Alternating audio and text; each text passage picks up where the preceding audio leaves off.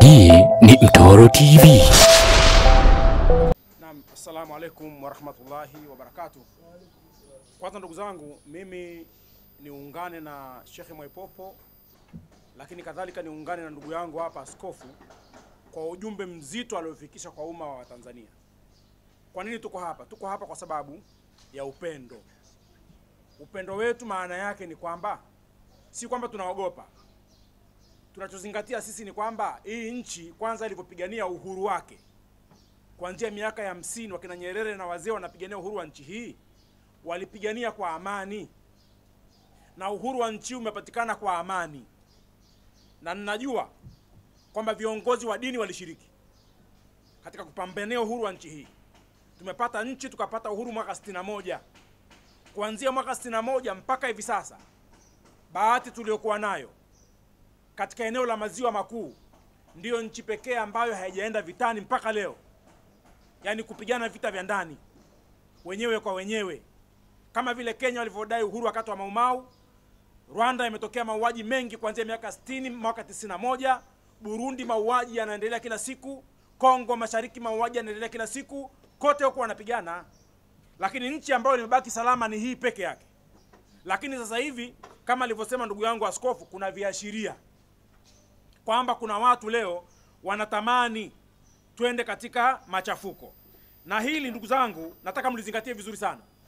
Ile kauli ya mwanzo ya wale ndugu zetu walisema no reforms, no election. Kama hakuna mabadiliko, hakuna nini? Hakuna uchaguzi. Mimi sikuelewa wanamaanisha nini.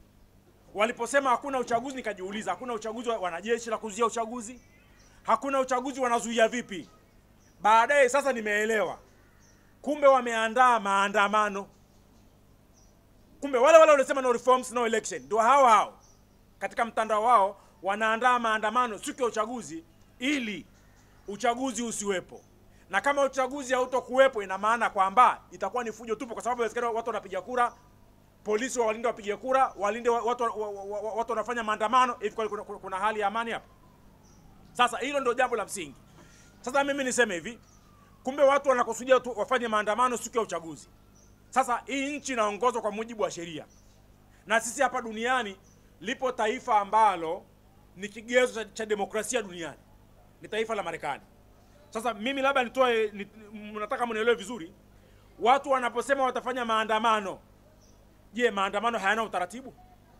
Kwa sababu hata Marekani, nimesoma utaratibu wao wa Marekani kuhusu mambo ya kuandaa maandamano. Marekani wanasema hivi, ili uandae maandamano yoyote lazima kuwe na organizer wale maandamano. Yule mtu ambaye anafanya organizing kuandaa watu waweze kufanyaje? Kuandamana, awepo. Alafu akishawepo, jambo la pili, upate permit kutoka kwa mamlaka za ndani. Yaani uende kwenye mamlaka za ndani, uwe na permit ya maandamano. Marekani hiyo, sio Tanzania. Wakishakupa kibali, hiyo inakuwa ni hatua maalum. Sasa inategemea maandamano yako unafanyia wapi. Je, unayafanyia kwenye maeneo ya umma, unayafanyia barabarani, au viwanjani, au kwenye city hall? Lazima uende katika polisi upate kitu kinaitwa police department. Ukishaenda pale wanakupa utaratibu wako jinsi ambao unaweza kufanya nini kupata kibali cha maandamano. Lakini ili maombi yako yakubaliwe, lazima uainishe ndani ya Marekani hiyo kwamba hayo maandamano yako ni eneo gani litakalotumika. Jambo la kwanza. La pili, kama mtakuwa mnaimba au mnatembea mnacheza ngoma, lazima useme. Marekani hiyo.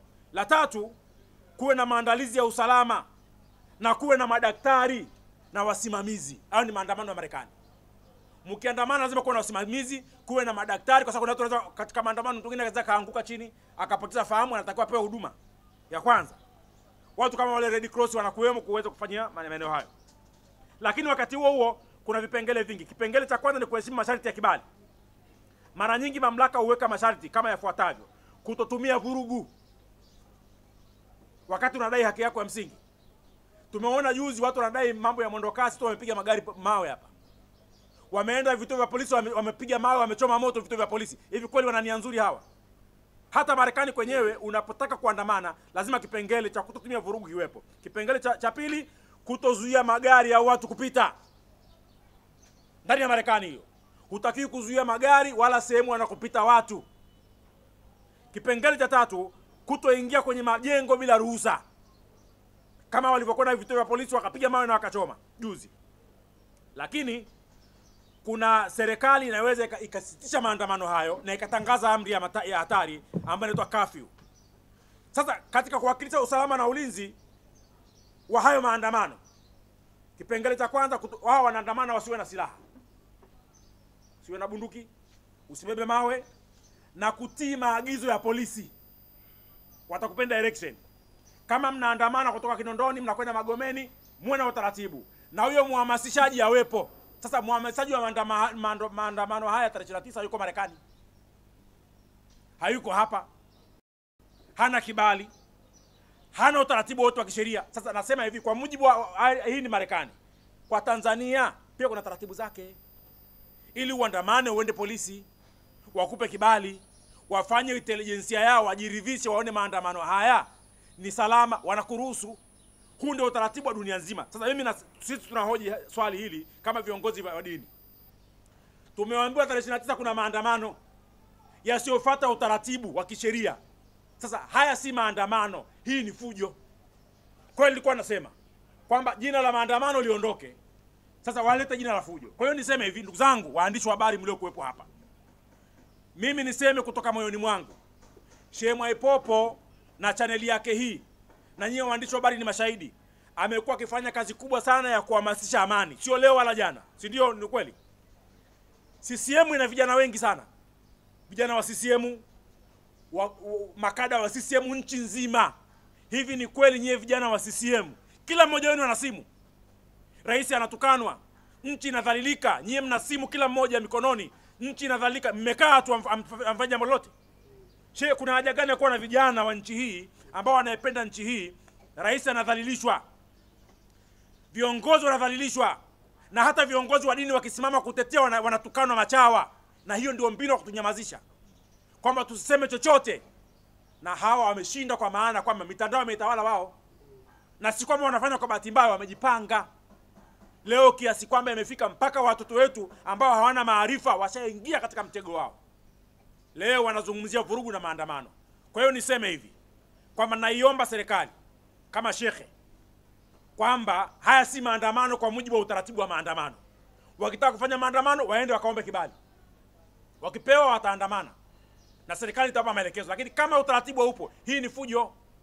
Ni lazima wananchi wanaopenda nchi hii wasiwe upande wa hao watu. Na sasa tumegawika makundi mawili, kundi la wanaotaka amani na kundi la wasiotaka amani. Na hawa wasiotaka amani tutawajua tarehe 29. Tunawasubiri waingie barabarani, na serikali isipowachukulia hatua, sisi wenyewe tutaingia front kupambana nao, kuwazuia. Kwa sababu haiwezekani wananchi asilimia milioni 61 nchi haribiwe na watu wahuni wachache. Kwa hiyo niseme hili jambo, ndugu zangu waandishi wa habari, nimezungumza kwa uchungu kama shekhe ambaye kwanza siogopi. Lakini kama alivyosema baba askofu, tuna watoto nyuma yetu, tuna wakina mama. Nchi hii kiadibika, tunakwenda wapi? Kwa hiyo ifike mahala lazima kila mmoja asimame kukemea. Na ndio maana tumesimama hapa kama viongozi wa dini, tunasema hatutaki fujo. Kama kuna mabadiliko yoyote, tutasubiri baada ya uchaguzi. Na nimeona katika ilani ya CCM wanasema baada ya uchaguzi watakuwa na tume ya maridhiano. Tuna haraka ya kwenda wapi? Lazima tuwe na subira. Tuwe na subira, tusubiri uchaguzi uishe, tutakaa tena, tutajadiliana. Nakumbuka kama awamu ya 5 Kikwete aliruhusu baraza la katiba. Serikali ikatumia bilioni 300 kwa ajili ya kupata katiba mpya. Hawa wanajiita wapinzani wakatoka bungeni, mchakato ukafa. Wakaja na agenda zao, wakatuvuruga, lakini pesa ya umma imetumika. Sasa mchakato ule unaweza ukaendelea tu baada ya uchaguzi, na sisi kama viongozi wa dini tunaishauri serikali. La mwisho, kwa sababu tuko wengi hapa, natoa ushauri kwamba kuanzia leo, na mimi naomba, tuna mufti wetu anaitwa wa BAKWATA Sheikh Zuberi, tunamuomba, maana kiongozi aamrishwi, atoe amri kwa maimamu wote wa misikiti nchi nzima. Tumebakiza wiki 3 katika uchaguzi. Kila imamu lazima atoe hotuba kuzungumzia amani. na waonye watu vijana wetu ambao wana jazba, wengine hawana elimu, hawajaelimishwa vizuri, kutokujihusisha na machafuko. Lazima wawaeleze waumini wao kwamba watu wajiepushe. Hiyo ni kazi ambayo tunamwomba Sheikh Bakwata alifanye hivyo. Kwa upande wa Wakristo nao wanafanya, na imani kabisa kwenye makanisa wanawaambia watu wapige kura kwa amani, waondoke kwa amani. Na ndio maana tumekusanyika hapa. Tuna maaskofu, tuna wachungaji, tuna watu mbalimbali ambao tuna uchungu wa nchi hii. Na hatutojali kauli za wale watu kusema sijui ni chawa. Hapana. Nchi kishavurugika. La mwisho, Rwanda, wale Wahutu waliwaua Watusi 800,000 ili wao wakomeshe nini utawala wa Watusi, wao wachukue nchi. Matokeo yake wamepigana, nchi hawakuipata. Wakaja watu wengine, lakini mpaka leo maumivu ya mauaji ya kimbari leo yanawatafuna mpaka Wanyarwanda mpaka leo. Sasa ndugu zangu, kwa hayo machache niliyozungumza, na kuombeni kwa hisani zenu, ndugu waandishi wa habari mlioko ndani ya Tanzania na mlioko nje, tusaidiane katika hili kama alivyosema ndugu yangu askofu hapa, ili nchi iendelee kuwa ya amani. Tusitumie vita kupata haki. Tutapigana, na nataka kupeni kitu kimoja. Huku nchi hii, ndugu waandishi wa habari, tuna Waislamu sisi. Na sisi Waislamu tumegawanyika makundi mawili. Kuna Waislamu wengine hawaambiliki. Vita ikianza hapa ni miaka 100 ndio wa kuituliza atakuwepo hapa. Sio, mnielewe vizuri Kuna watu wanasubiri tu.